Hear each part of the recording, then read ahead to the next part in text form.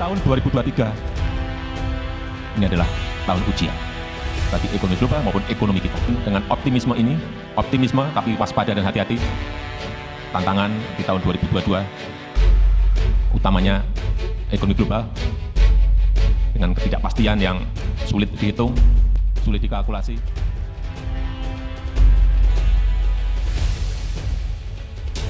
Presiden Joko Widodo tengah memastikan akan terjadinya inflasi penurunan ekonomi di tahun 2023 hingga di atas 5%. Minggu 20 Oktober 2019, Joko Widodo resmi memulai periode kedua pemerintahannya. Bersama Wakil Presiden Ma'ruf Amin, Jokowi akan menjalankan pemerintahan hingga 2024.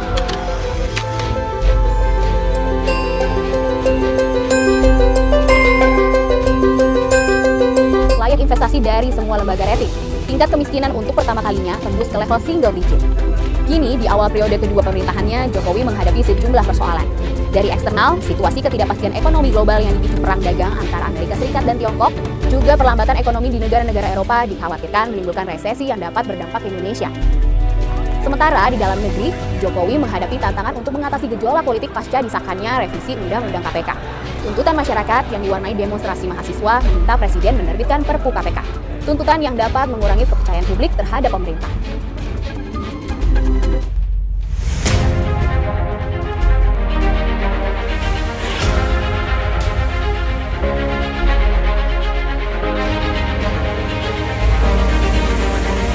Metals dan anak perusahaan UD Trading Group.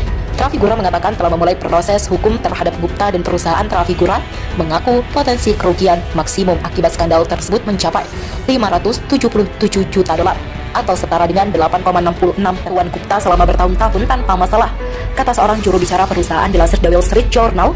Namun tahun 2022 tanda-tanda buruk mulai muncul. Kargo yang konon mengandung nikel membutuhkan waktu lebih lama untuk tiba di tujuan daripada diperkirakan.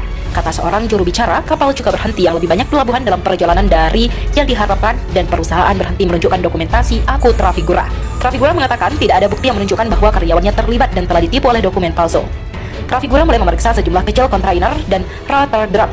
Menurut pengakuan salah satu sumber ketika dibuka, kargo tersebut tidak mengandung nikel yang merupakan logam berwarna keperakan yang harganya sekitar $30.000 per metrik ton, melonjak sejalan dengan permintaan tinggi dan industri AV. Sebaliknya, kontak itu memiliki bahan bernilai lebih rendah seperti baja karbon, kata sumber tersebut. Beban keuangan yang diambil Trafigura geram karena menerima barang yang kurang berharga atau dalam beberapa kasus berpotensi tidak berharga sebagai pengganti nikel mahal yang dibayarnya. Berbasis di Jenewa dan Singapura, Trafigura adalah salah satu perusahaan yang didominasi pergerakan bahan baku melintasi berbagai kawasan ekonomi dunia. Sektor perdagangan, komoditas, dan bahan baku mentah seperti sebagian besar di tengah swasta, termasuk saingan Trafigura di pasar minyak, Vitol, beberapa operator lainnya seperti gelas, sejumlah besar logam, batu bara, dan gas alam. Sama dengan Vitol, perusahaan ini memiliki lebih dari 1.100 perusahaan karyawan senior yang tahun lalu sebesar kumulatif memperoleh dividen sebesar $1,7 miliar. Pemimpin juga merupakan resiko utama.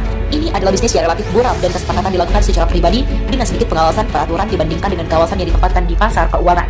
Meski dengan potensi kerugian jumbo tersebut, Trafigura mengatakan berada di jalur yang tepat untuk meningkatkan laba bersih semesteran di atas capaian 6 bulan pertama tahun lalu, senilai $2,7 miliar.